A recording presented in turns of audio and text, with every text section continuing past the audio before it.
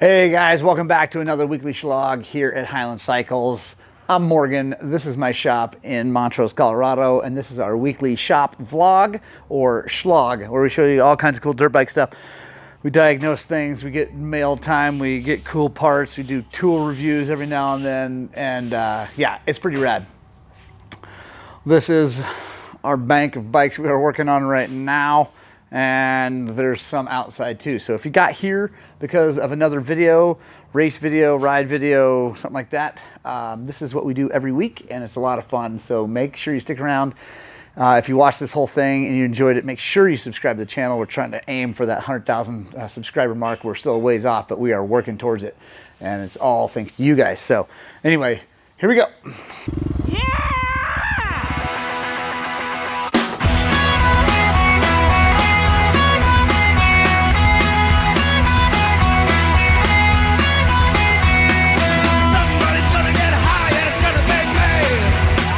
All right, guys, I got to start this off by saying a massive thank you to two different folks. Rocky Mountain ATV is the biggest sponsor of this channel. They are a massive help. The link in the description, if you use that link, it is a massive, giant, gargantuan help to our channel. We do earn money from that, so full transparency, they do send me lots of free parts, but I am very honest about those parts. There's some that I like, some that I don't.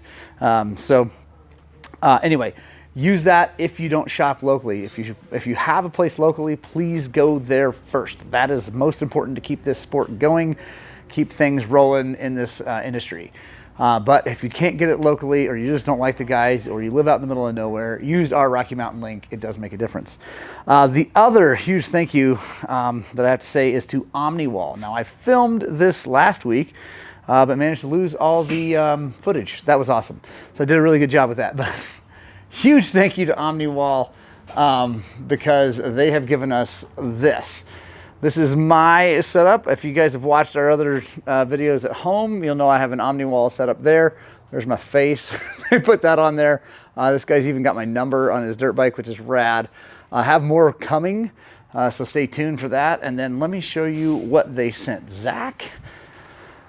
They definitely like Zach better than they like me, which is, I guess it's pretty obvious. But yeah, Zach got a giant wall. Look, there's Zach. Hi, Zach. A giant wall of OmniWall stuff, guys. Super rad, crazy organized. It's really, really cool. And also, one thing I don't think they talk about enough on their website is how stinking easy it is to mount. That stuff is so easy. The first one I did at my house, I was kind of like hesitant about doing it because I just didn't know if I had time. Anyway, it's crazy easy. So make sure if you want some of that, go to omniwallusa.com, use our code Highland24, but then also stay tuned. I am working with OmniWall right now on a Highland Cycles kit. I think it's gonna be really cool. It's gonna be suspension kind of centric, and anyway, it's gonna be awesome. So make sure you stay tuned for that. I've got one more piece I think showing up today, and then I'm gonna be building a kit that's gonna be Highland Cycles. It's gonna be awesome. So anyway, guys, first on the lift is this FC250. No, excuse me, I'm a moron. TC250. There's not a 4-stroke on this thing. TC250. We've worked on this thing in the past. We've done a lot of work on it. I think, and maybe guys, we can all get together, use our brains together to decide what probably happened to this. So this bike was great. Ran for the kid for a long time, and then he parked it for like 2 years in a non-climate controlled. There's the Browns. Yeah. A non-climate controlled shed, basically. Didn't ride it at all. Brought it in. We did a bunch of work to it, new top end, a bunch of other things. And it fired up, ran great. We had a little problem with the carburetor. It's an Electron. We got that sorted out. Yeah, everything was fine. And then he was riding it, and it started making a funny noise. And he brought it in, and let me see if you guys can hear this.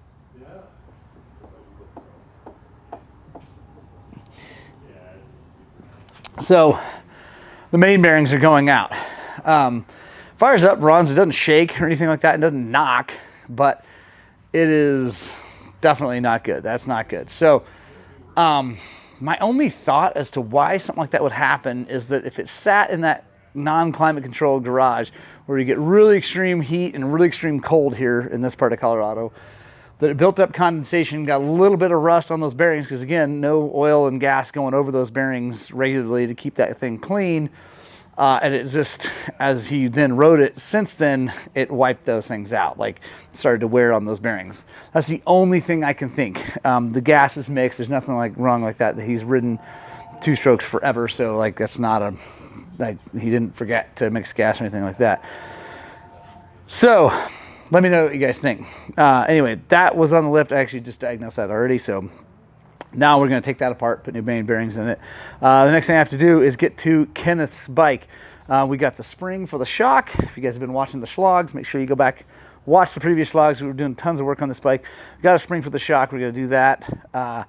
Rear wheel, flip this thing around, do the front suspension, valve that suspension, and set it all up. Front wheel, and then I think we're done.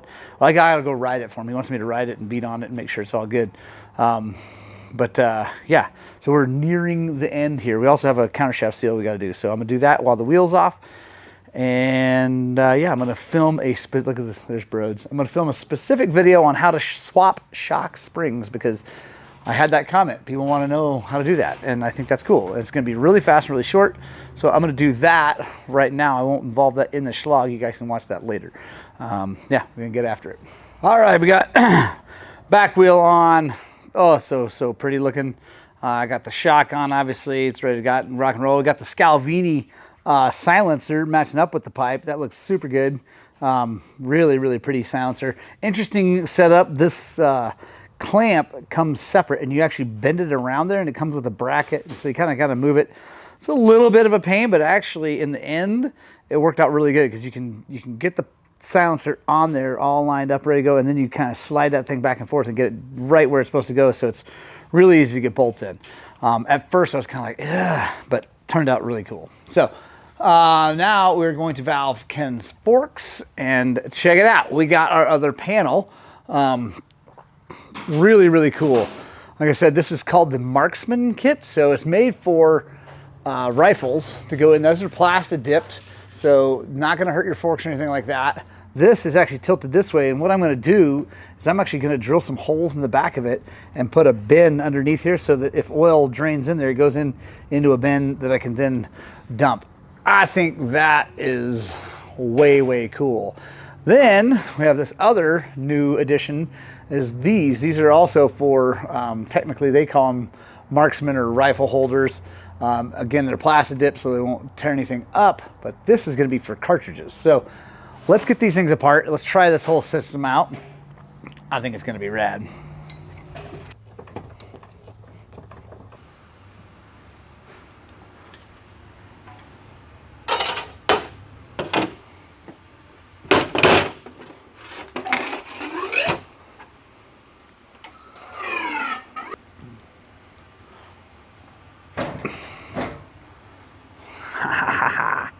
That's awesome.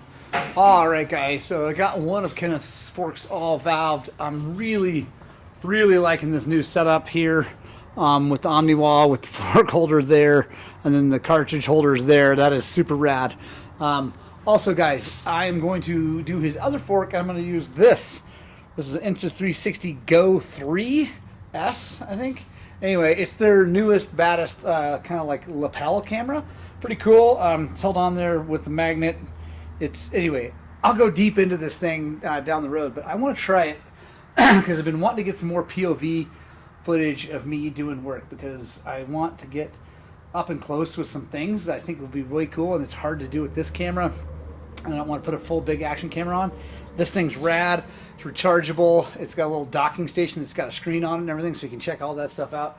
I think that thing also recharges it, so like if you run this, you can put it back in the docking little thing, and then it'll charge it up. So anyway, let's get to work on Ken's other thing, and I'm going to put this camera down, and we're just going to run with this.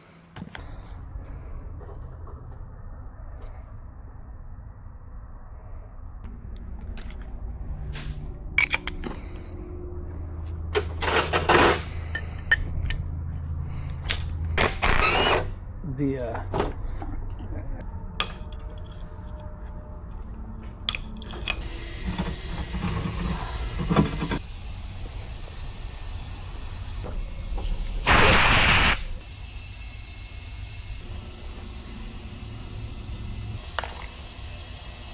All right, guys, I just moved the camera up to my hat, so let's see how that looks, and you guys make sure you tell me what you think in the comments. So let's grab fork tube out of the ultrasonic.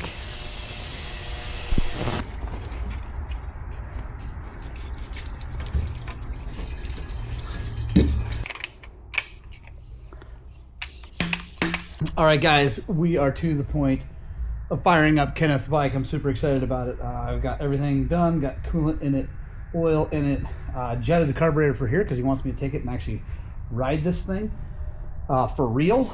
Today, that's not going to be that. We're just going to take it out down the road, make sure everything's shifting good and all that.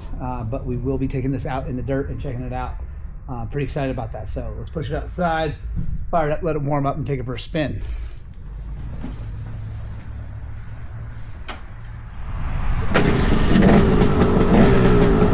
Just want to get it rolling.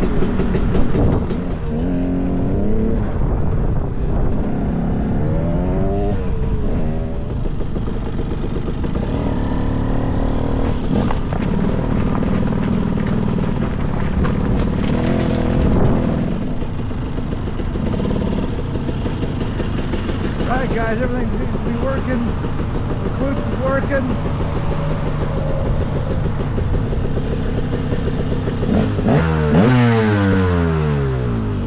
See if our starter works.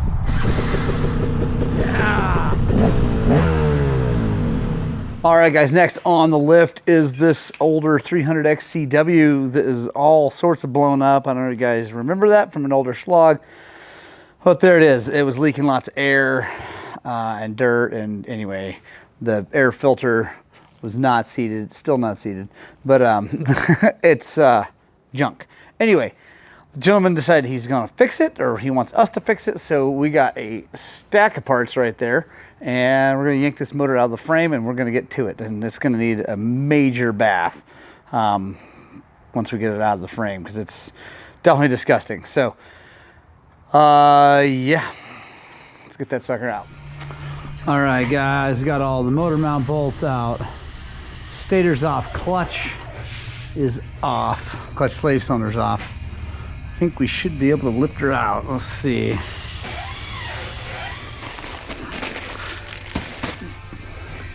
Get some Ultrasorbs over here so we get a nice clean work surface.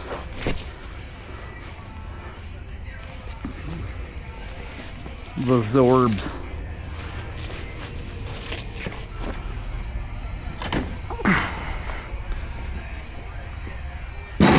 Boom.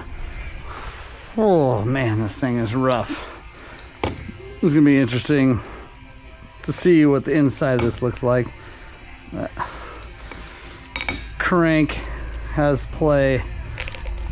It had been sucking dirt for quite a while, so we're just gonna start taking things apart here. So one of the ways I do this is I'll start with one side of the motor, switch to the other side of the motor, and I'll do this all like all the one side. So it's gonna be, we're gonna start with the clutch side. So we're gonna lay clutch side out here, then we'll lay ignition side out here, and the case house will be here. And we got a ton of cleaning to do. So I'll get my engine block. And someone asked what the dimensions of this are. Let's see. Inside to inside is 7.5 inches by 18.5. I don't know that that makes a bit of difference, but that's what this one is. I don't know.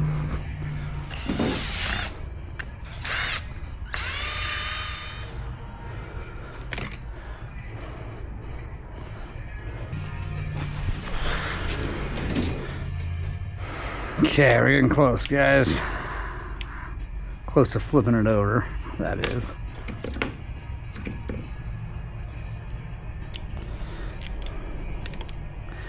Shift shaft, always one of those things, got to make sure that doesn't get lost. It will, again, slow the whole process. All right, now flip this sucker over.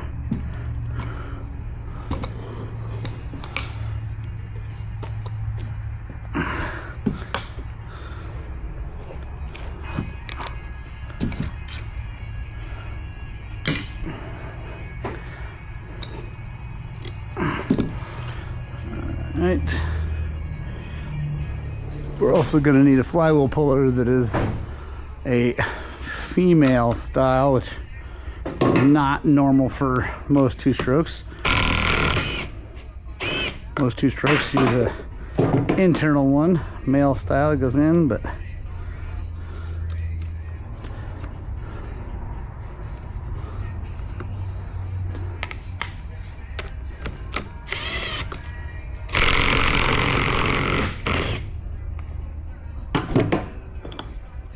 now, the thing about KTMs is that normally they come apart without a puller.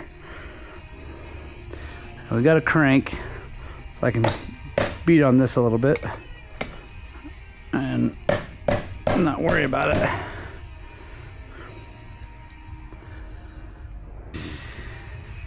So there's a dowel right here that's probably locked up, so that's all right. Grab our puller,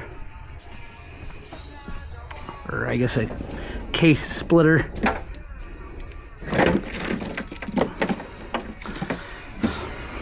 Tusk style one, guys. I love this thing. This is so much nicer than the Motion Pro one I used forever, because all these are in the same line. Brilliant. I don't know why it took, I don't know who came up with it first, but it wasn't Motion Pro. I'll tell you that.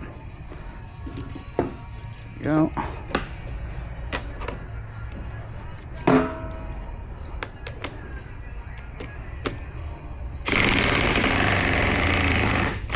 There we go.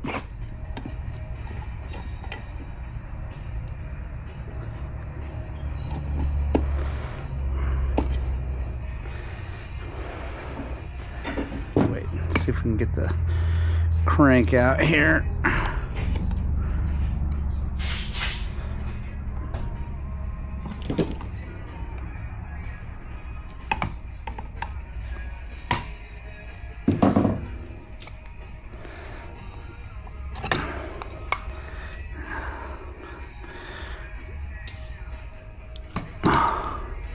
All right, now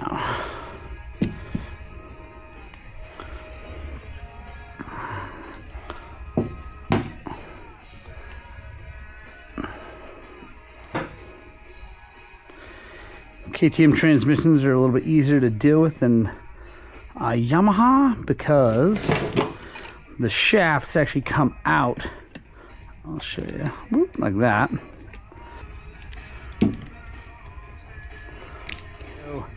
Transmission's all happy. This is all, I mean, I know that this goes down, it's easy, but that's in the right spot. These are in the right spot. They're top and bottom. Again, since we're going to put this all back together without putting it in a box, this is a really nice way to do this thing. It makes it way easier. And for some reason, only this one, the short one, has a spring on both ends. There's no spring on that other end. I don't know why. All right, we're good. Now, I'm gonna call my buddy Mike, who does our vapor blasting, but I don't think he's around. So we're gonna be dipping these things into the ultrasonic and then pulling parts out. Let's see, this goes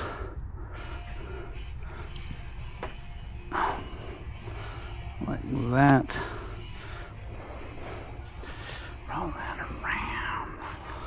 You can see how burnt this side is. I'm sure that seal was leaking, also causing all sorts of problems. This thing's just a myriad of issues. All right, guys, we got the cases all clean and happy. Oh, they look so nice, so good. So now, next job is to remove all these bearings out of here. We got all brand new ones from Hot Rods here. So what I'm going to do is I'm going to take those bearings and put those in the freezer so they can be shrinking while I take these out, and then we'll heat these cases up and drop those back in. It's going to be sweet. So yeah, I'm going to go do that. I don't know if you guys don't need to see me do this. Just a lot of hammering and knocking things out of places. Yeah, it's not very exciting. I might have to use a blind bearing puller. I don't know, actually. KTM does a good job of making it so you don't have to use a blind bearing puller, which is huge. This one's kind of a pain in the ass, but whatever. You just have to come in from the other side and basically break these out of their plastic cage, which is silly, and then drive that out. It sucks, but whatever. We'll get that done. Yeah, nothing special about that, so I'm going to do that right now. We'll come back when we start installing them. It'll probably be tomorrow, which for you will just be like that. So, all right, we got everything ready to go. I'm gonna go grab the bearings out of the freezer. They've been in overnight. They're nice and cold. And actually, before I go grab them, I'm gonna get this warmed up, and then I'll grab them. When I get them, I'll heat this up again and make sure it's really hot, and then hopefully they'll just drop right in.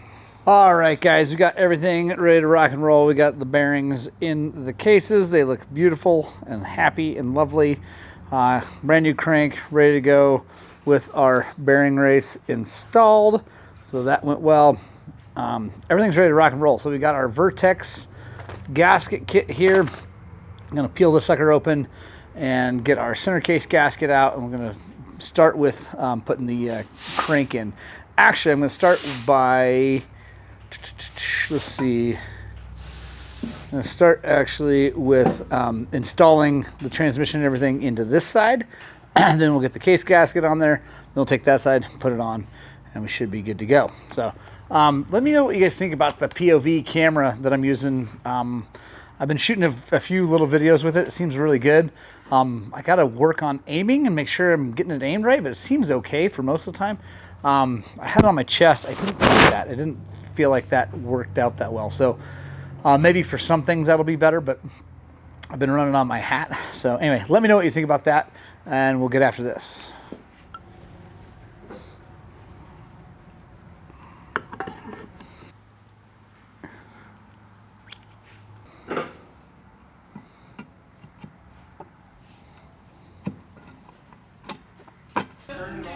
Why is this still on? Because if you don't learn how to turn it off, you'll never... All right, guys, we got cases back together. Now I'm working on the shifting and everything. I love how smooth that moves. Oh, so good. It's all torqued and super happy. KTM cranks are always like that. They're just so good. Now we're going to check the shifting. So we're in neutral right now. If you can't see it, there's the little half moon there on the thing. So we're in neutral, and it is in neutral. So I'm going to put you guys down. You can hold this. It's neutral. Okay, now if we shift down over here, click, that's going to go, and that will move us to first. So that's first now. And let's make sure. Okay, yep, that's in gear. It won't go any further than that. Now I'm just going to rotate them over here. I'm not going to keep bringing it around, but back in neutral. I go second. Yep. Third. Yep. Fourth.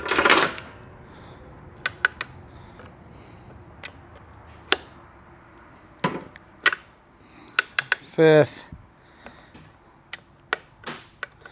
And that's it. So this is a 5-speed, guys. By the way, this is old enough that this thing is a 5-speed.